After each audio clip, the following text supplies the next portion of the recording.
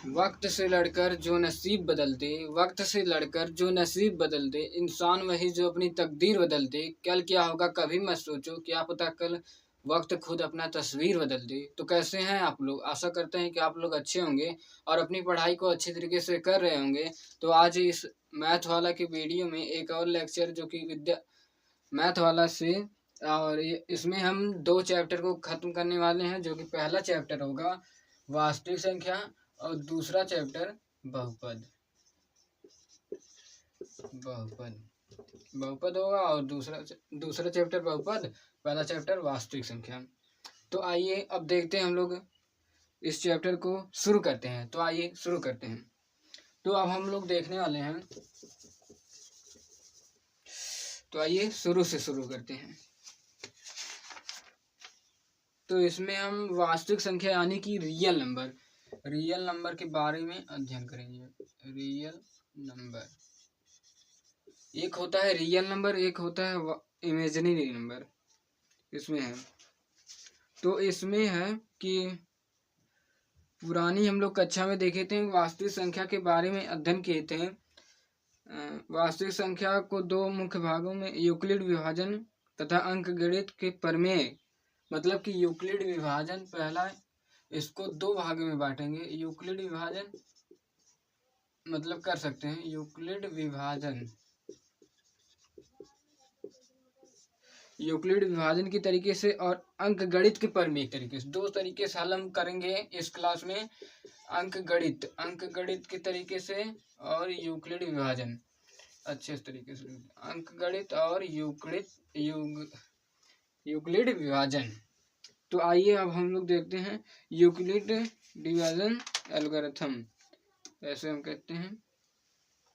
अब हम लोग देखते हैं यूक्लिड विभाजन परिमेय क्या है। तो यह यूक्लिड विभाजन परिमेय पर आधारित है तथा इसमें हम महत्तम समापवर्तक निकालते हैं। जैसे कि हम इस परिमेय के द्वारा, जो कि यूक्लिड विभाजन परिमेय है, इसके द्वारा हम जो महत्तम समापवर्तक या फिर उसे कहते हैं एचसीएफ, उसको हम निकालते हैं इस यूक्लिड विभाजन परिमेय के द्वारा। तो आइए हम एक उदाहरण लेते हैं और आप लोगों को समझाते हैं ये कैसे काम करता है विभाजन परिमेय का। तो आइए, जैसे कि हम ले लेते हैं कि 100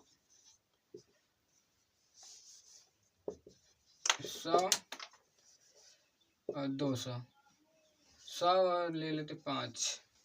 अब इसमें जो बड़ी संख्या रहेगी उसको हम यहाँ पर रखेंगे 100 बराबर 5। जैसे कि हम कह सकते हैं कि इसमें हम भाज्य बराबर भाजक गुणे भागफल प्लस शेषफल, इसको हम बॉक्स में कर देते, बहुत इंपॉर्टेंट है। भाज्य बराबर भाजक गुणे भागफल प्लस शेषफल, सही। अब हम इसी प्रकार से, जैसे कि भाजक है यहाँ पर मतलब 5 और शेषफल मतलब कि इसको हम कह सकते हैं कि ए बराबर बी क्यू बटा प्लस आर, मतलब इसी जो है उसी से तरीके से हम इसे हल करते हैं। मार्कर नहीं चल रहा है, चलो देखते हैं आगे। अब हम जैसे कि यहाँ पर हल करना है 100 और 5, दिख रहा होगा, हल्का दिख रहा है, 100 और 5। अब हम जैसे कि 100 बड़ा अंक इधर लिखते हैं गुणे 5। अब हम देखेंगे कि कितने बार में चला जा रहा है। तो चला जाएगा लगभग 20 बार में, प्लस 0 शेषफल 0 हो गया। तो इसका जो एचसीएफ होगा वो आएगा 5। अब हम थोड़ा कठिन लेते हैं इससे, तो कठिन लेंगे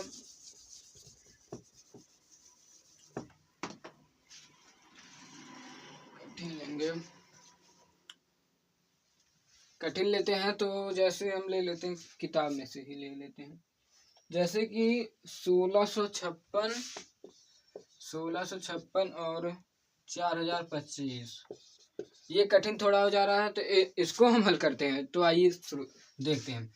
तो जैसे 1025 बराबर लिख देंगे, क्योंकि ये बड़ी संख्या है। ए यहाँ पर लिखेंगे, जो कि ए बराबर था BQ + R।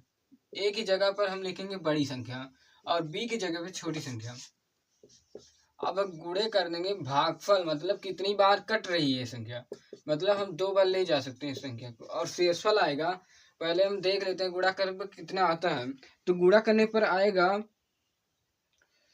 इतना आएगा और शेषफल आएगा 713। अब हम आगे ले चलते हैं। जैसे कि अब हो गया, यहाँ पर इतना हल हो चुका है, तो हम अब यह आ गया कि यहाँ पर अब क्या लिखेंगे। तो ये जो बी वाली संख्या रहेगी वो ए की जगह पर आ जाएगी, मतलब 1656 यहाँ पर आ जाएगा, और जो 713 शेषफल बचा है वो यहाँ पर आ जाएगा भाजक की जगह, भागफल की जगह पर, भाजक की जगह, भाजक से। और भागफल कितने बार में जाएगा, तो 2 बार में चला जाएगा। प्लस अब 13 दूनी 26 और 14 से 26 हो गया, क्योंकि यहाँ पर 56 है, तो यहाँ पर 30 हो जाएगा, यहाँ पर 130, 230 हो जाएगा। जोड़ेंगे तो यहाँ पर आ जाएगा 656, 230 शेषफल बचेगा। अब हम फिर वही अपनाएंगे तरीका। यहाँ पर बी की जगह पर ए लिखेंगे, यहाँ पर ए।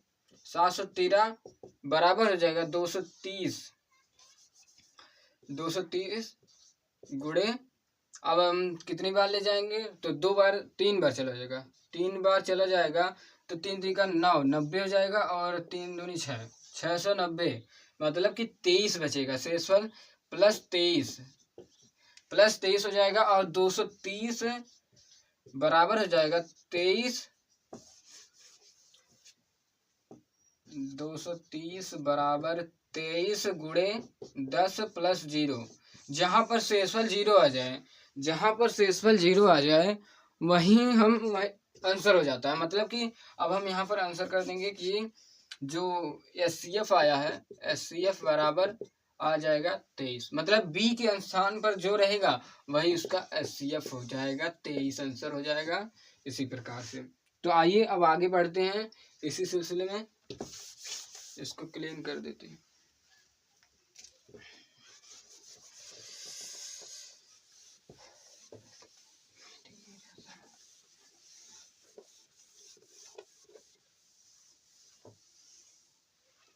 तो आइए अब हम लोग देखते हैं।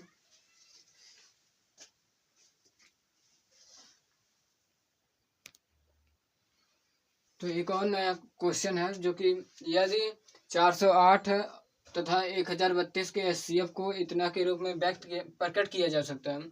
मतलब कि हम जो SCF निकालेंगे और इसके बराबर कर देंगे, वही हम प्रकट कर देंगे, मतलब कि उसी के आधार पर m का मान निकालेंगे। तो आइए देखते हैं, इसे ऐसे हल करेंगे।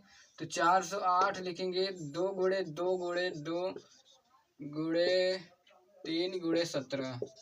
देख लेते हैं। 17 51, 51 दूनी 102, 102 204, 204 दूनी 408। सही है। अब हम देखते हैं इतना का, तो इसका हो जाएगा 2 गुणे 2 गुणे 2 गुणे 3, कितना हो गया, गुणे 3 गुणे 43 कर लेते हैं। 132 का गुणनखंड करेंगे तो 2 × 5 = 10, 2 × 2 2 × 6 = 12, 2 दूनी 4, 2 × 5 = 10, 2 × 8 = 16, 2 × 2 2 दूनी 4, 2 × 9 = 18, 3 से यहीं तक जाएगा। यहाँ पर 43 सही था। 2 गुणे 2 गुणे 2 3 गुणे 43 सही है।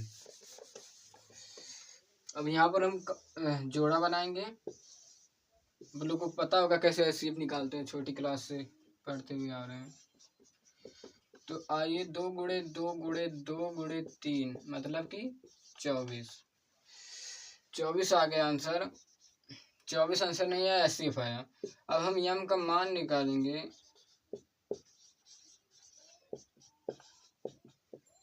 तो 24 के बराबर कर देंगे, और यहाँ पर 1032 है, और यहाँ पर आएगा 24, यहाँ पर माइनस है, इधर जाएगा प्लस में हो जाएगा, इधर ले जाएंगे तो आएगा 2024, 2000 2 दूनी 4, 8 बचे 40, यहाँ पर बड़ा 8 बचे 40, 4 हो जाएगा,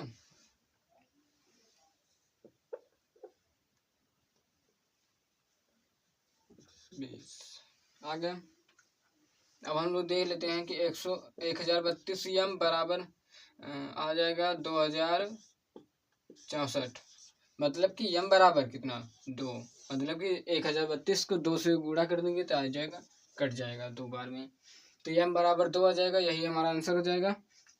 तो आइए अब देखते हैं अगला क्वेश्चन, जो कि एक और फार्मूला होता है, जो कि होता है कि जैसे हम कह सकते हैं कि एचसीएफ गुणे एलसीएम बराबर पहली संख्या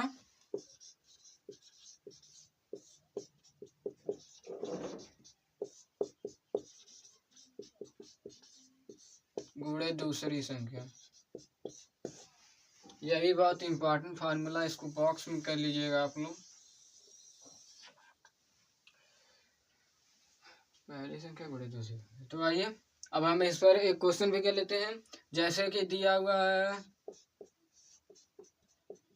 एचसीएफ बराबर 4 और एलसीएम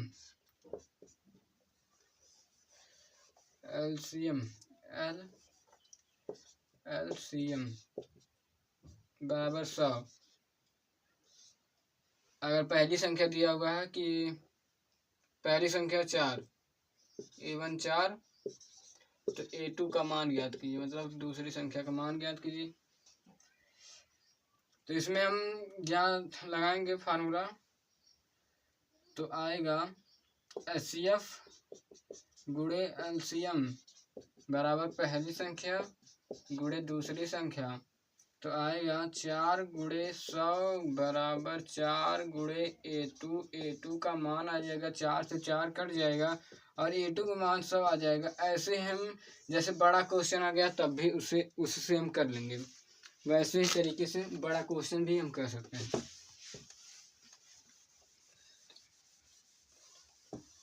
अब मिटा दे रहे हैं फार्मूले को, फार्मूला क्लीन।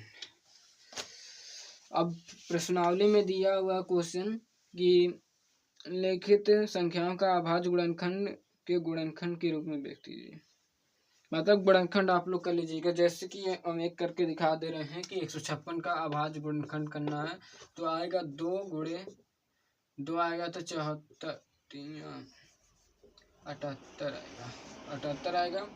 फिर 2 से गुणा काटेंगे तो आएगा 3 और 9 39। फिर 2 से काटेंगे, 3 से काटेंगे, 3 से काटेंगे फिर 13 आ जाएगा। यही हमारा अभाज्य गुणनखंड हो जाएगा। ऐसे ही हम सभी प्रश्नों को 1.1 का पहला क्वेश्चन इसी प्रकार से लग जाएगा। अब हम दूसरा क्वेश्चन पे बढ़ते हैं। दूसरा क्वेश्चन है पूर्णांकों के निम्नलिखित युग्मों के एचसीएफ व एलसीएम ज्ञात कीजिए तथा इसकी जांच कीजिए कि दो संख्याओं का गुणनफल एलसीएम गुणे एलसीएफ के बराबर होता है। चलो देखते हैं इस क्वेश्चन को भी। एक क्वेश्चन कर दे रहे हैं, आप लोग कर लीजिएगा। जैसे कि हम कर देते हैं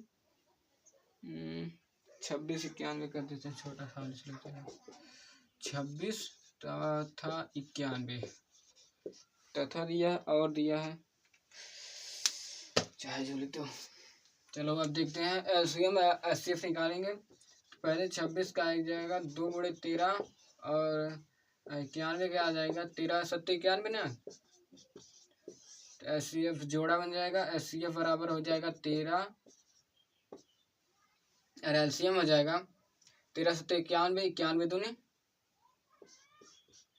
एचसीएफ ऐसे निकालते हैं कि जैसे जो जोड़ा बन गया उसको एक ही बार लेंगे और जो जोड़ा नहीं बना है उसको हम काउंट भी करेंगे, जैसे कि 2 गुणे 7 गुणे 13 ऐसे लिखेंगे, मतलब कि इसको भी लेकर चलेंगे। तो आएगा 13 7 91, 91 दूनी 91 में 200 118 182 अब हम लोग देखते हैं कि एचसीएफ और एलसीएफ का रूल का फॉलो करता है कि नहीं, यही कहा है, इसमें हम ऐसे सिद्ध कर देंगे। तो आइए अब हम देखते हैं कि जैसे पहली संख्या गुणे दूसरी संख्या बराबर एलसीएम, एचसीएफ पहले लेते थे फिर एलसीएम 182, फिर गुणा कर देते हैं। जैसे यहाँ पर गुणा करेंगे तो आएगा हमारे पास 26 गुणे 91, 26 गुणे 91 करेंगे तो 2366 आ जाएगा, 2366। अब हम लोग 182 में 13 का गुणा करते हैं, देखते हैं उतना आता है कि नहीं। तो 182 गुणे 13, 13 दूनी 26, 2 से 13/57 तो आ जाएगा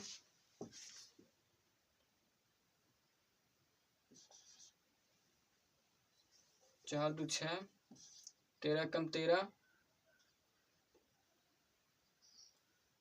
13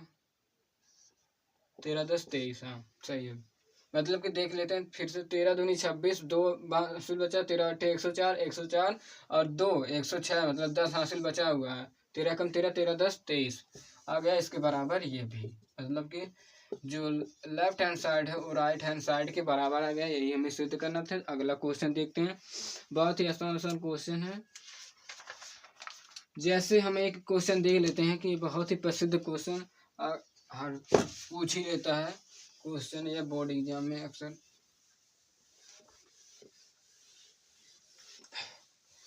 इसको भी क्लीन कर देते हैं।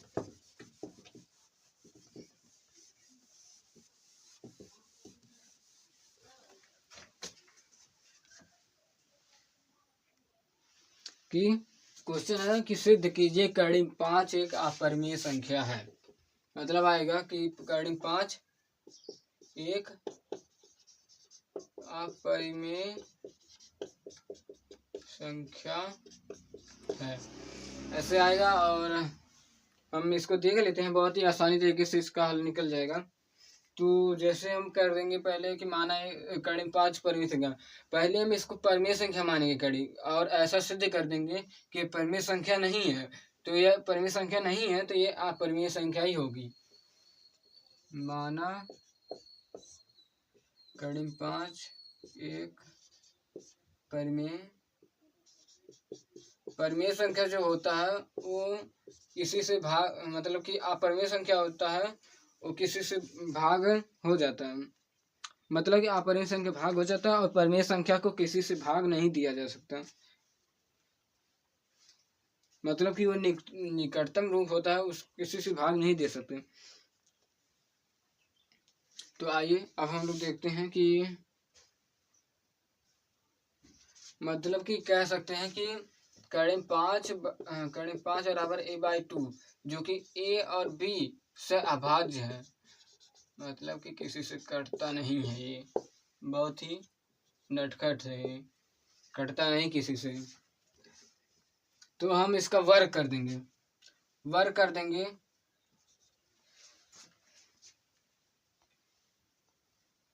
पहले हम b कर्णिम 5 करेंगे बराबर a, फिर वर्ग कर देंगे तो आएगा 5b² बराबर a²। 20 इसको क्लीन कर देते हैं, b² a², तो b² बराबर a²/5। मतलब कि हमें चूंकि b² 5 से विभाजित है, यहाँ पर लिखेंगे b² 5 से विभाजित है, इसलिए a भी 5 से विभाजित होगा। ये कैसे हुआ? कैसे कह सकते हैं कि a² 5 से विभाजित है तो a भी 5 से विभाजित होगा, ये कैसे हम कह सकते हैं? तो आइए देखते कैसे कह सकते हैं इसको हम।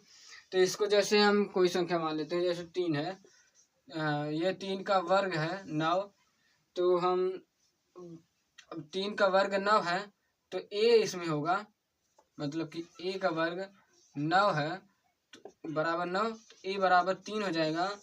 तो हमें 3 भी तो 3 से विभाजित है, मतलब 9 3 से विभाजित है, 3 से विभाजित है तो 3 भी तो 3 से विभाजित है। ऐसे हम दूसरा कुछ ले लेते हैं, जैसे 25 है, ये 5 से विभाजित है, इसका वर्गमूल करेंगे तो 5 आएगा, ये भी 5 से विभाजित है।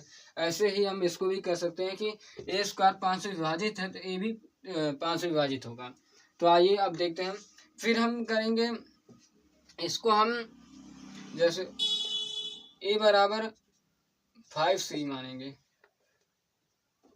ए बराबर 5c मान लेंगे तो आएगा 5c ए बराबर लिखेंगे तो बी स्क्वायर बराबर 25c का स्क्वायर बटा 5, 5 से 25 कट जाएगा, 5 से 25 5 से कट जाएगा, और आएगा बी स्क्वायर बटा 5 बराबर सी स्क्वायर।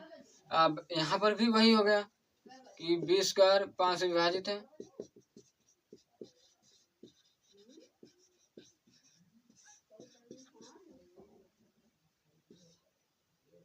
तो बी भी 5 से विभाजित होगा, ऐसे लिख लेंगे बी भी 5 से विभाजित होगा।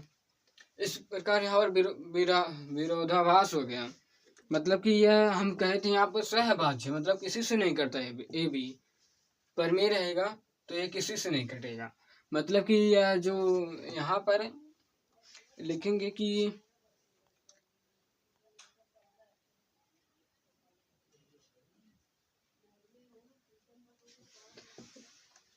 परंतु ए और बी का एक घनिष्ठ गुणनखंड 5 है, 5 है, तो कह देंगे ऐसे कि यहाँ पर विरोधाभास, आप लोग ने अच्छी तरीके से विरोधाभास हो रहा है, यहाँ पर विरोधाभास हो रहा है, अतः यह परिमेय संख्या नहीं हो सकता, अतः ये अपरिमेय संख्या है, ऐसे हम सिद्ध कर देंगे। तो हम अब देखते हैं कि क्वेश्चन समाप्त हो चुका है। तो आइए अब हम लोग, वीडियो काफ़ी लंबी हो चुकी है तो यहीं पर क्लास समाप्त करते हैं। अगली वीडियो में बहुपद चैप्टर को हम देखेंगे।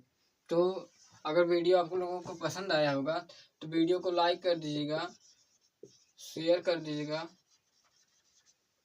और सब्सक्राइब जरूर कीजिए, घंटी जरूर बजा दीजिएगा।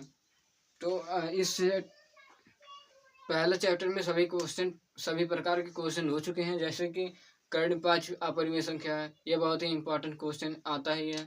अब हम जैसे कह सकते हैं एलसीएम गुणे एचसीएफ बराबर पहली संख्या गुणे दूसरी संख्या, और भाजक मतलब यूक्लिड विभाजन परिमेयिका से भी क्वेश्चन आ जाता है। यही 3 इम्पॉर्टेंट टॉपिक है जिससे परीक्षा में प्रश्न बनते ही बनते हैं, तो इसको जरूर याद या फिर रिवीजन करें घर पर। धन्यवाद।